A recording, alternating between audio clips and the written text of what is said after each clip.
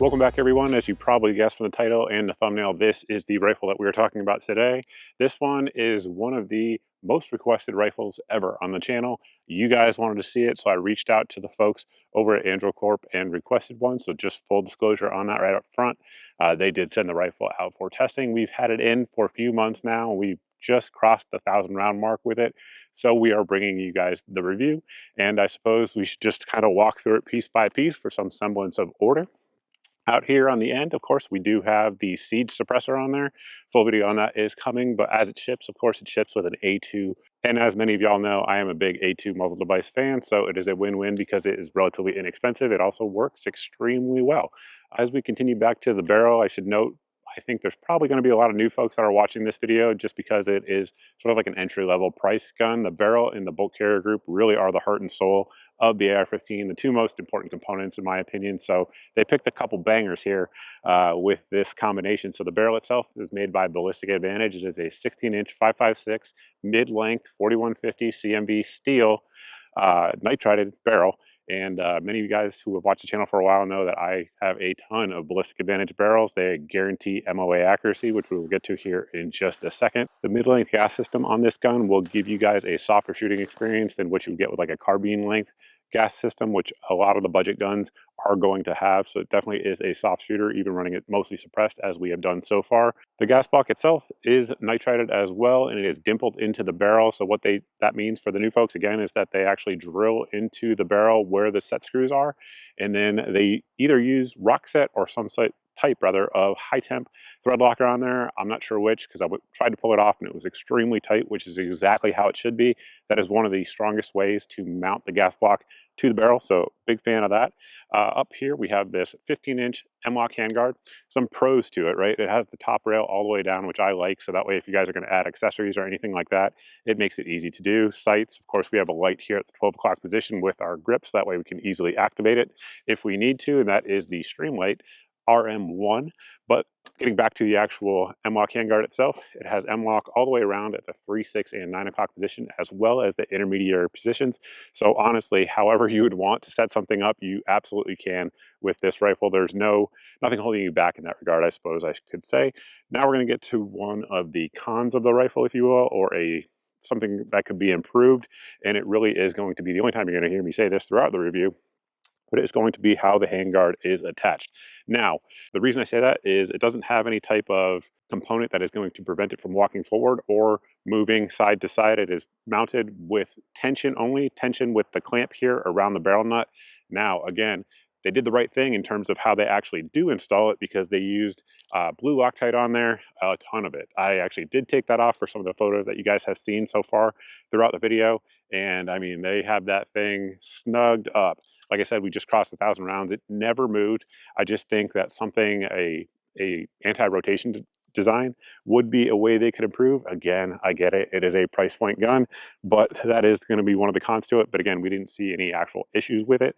So I suppose with that, let's stop about halfway through the feature set and check the accuracy on this rifle, see what kind of groups we can get, and then come back out. All right, we're going to lay down a few groups with the rifle here. We have the primary arms PLX C 1 to 8 on there with the Nova reticle, and we have our siege suppressor on there. Make sure it is snug. It is. And we're using the Caldwell Rest here, target downrange at 100 yards. First load up is just some 55 grain M193 from Fiocchi, so ball stuff. Then we have a couple fancy loads after that.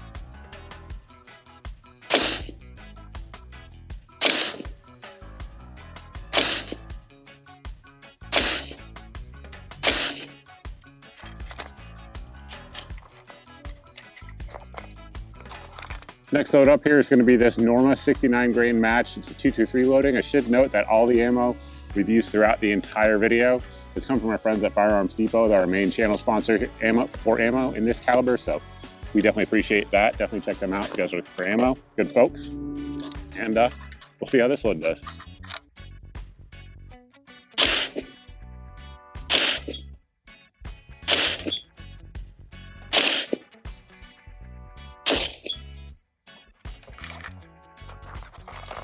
The last load up is going to be this load here. It's a Federal Gold Medal Match 69 grain Sierra Match King bullet in there.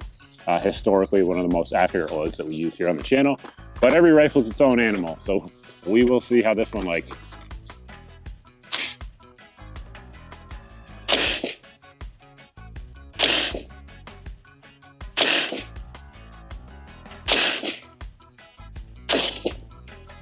All right, let's go check them out.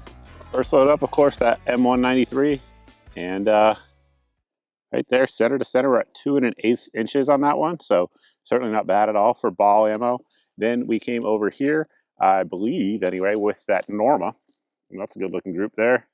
Looks like we were just under, center to center, we are just under an inch, 7/8 of an inch on that one. Yeah, either way, you measure it, 7/8 of an inch. Then we had our Federal Gold Medal, called that one. That load shoots, it just does. Probably very expensive. Thanks again, Firearms Depot. So right there, again, 7/8 of an inch on that one, regardless of how you measure it. So 2 sub-MOA groups for a gun that costs what this gun costs. I will take that all day.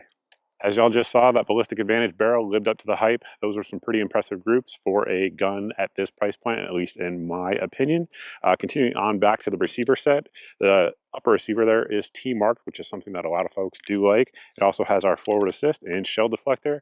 Those are things that I like. Many of you guys may not like that, but I like it. It's forged 7075 T6 aluminum. It has that nice anodized, type 3 anodized finish on there, which is mil-spec in every regard. The lower receiver is going to be a mil-spec lower as well.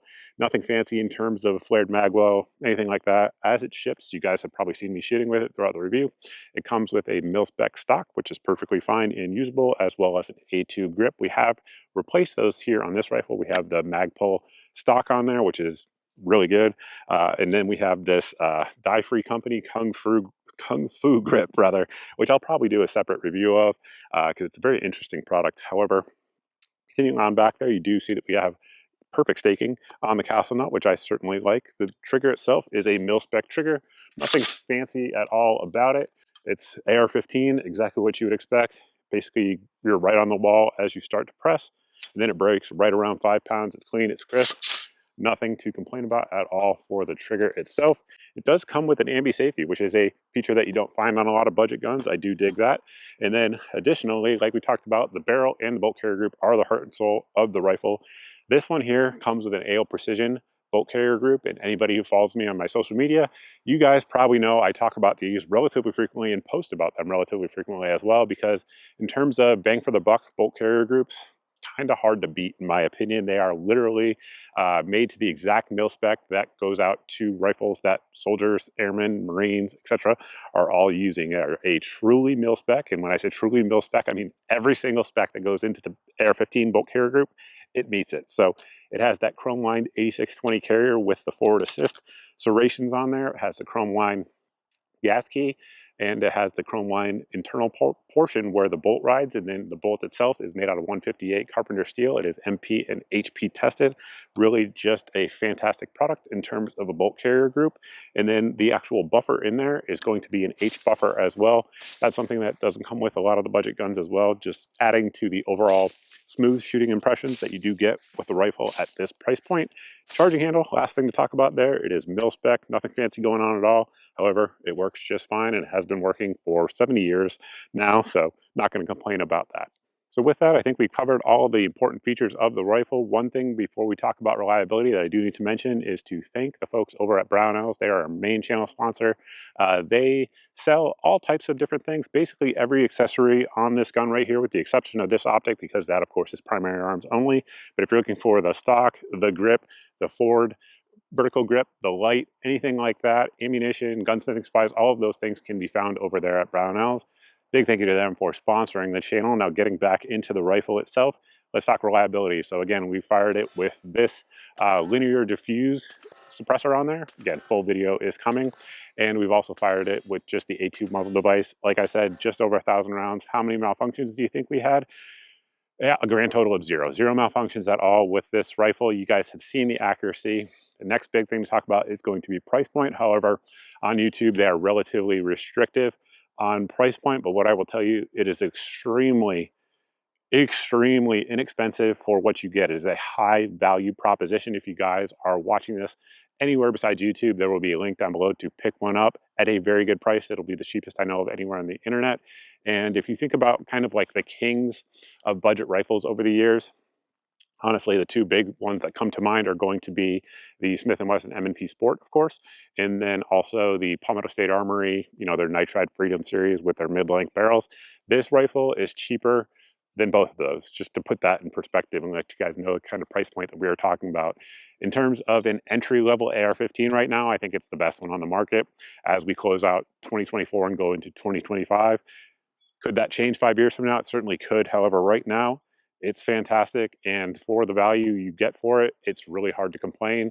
Again, I have that one knock on the attachment system for the handguard, but other than that, guys, this is a hell of a rifle at a great, great price point. So with that, if you guys have any questions, anything like that, be sure to post them down below. Additionally, if you guys like this video and you're not subscribed rather, you can hit that subscribe button to fix that. And if you are subscribed, you're not seeing 2 to 4 videos a week here on the channel, then you are being censored by an algorithm from my content because I am putting them up and somehow they're not getting to you. So you can get around that by following all my social media that you guys see here on your screen, and then additionally sign up for the email. That email list there at the website below will get you signed up for the monthly email that goes out once a month. It's not super spammy, and it has all of the videos since the previous month's email went out. So that way there's no big tech giant censoring your eyes from my content. It'll also get you signed up for the daily deals email, and that goes out every day as the name indicates, and it has 8 usually of the best deals that we find around the internet. Whatever they are, ammo, lights, optics, lasers, Andro Corp Bravo rifles, anything like that. If it is in the email on a given day, it's the cheapest I know of anywhere on the internet because I've already done the price comparisons for you. So that way it saves you some time and hopefully some money as well. Additionally, it has a good meme in there that a lot of folks like, good Pro 2A meme. And we also have an SMS service. You guys can sign up for that. That goes out once a day max, and it has typically either the best deal that I find around the internet on that given day straight into your inbox on your cell phone. Additionally, sometimes if we have a new video that's breaking or something like that, it will go out the SMS service as well. SMS service also sends out once a month a private Q&A chat that is only for folks that are signed up for the SMS service. So if you're interested in that, you can sign up at the website here, and I think that's pretty much it. Thank you all for watching. I truly appreciate it, and I look forward to seeing everybody in the next video.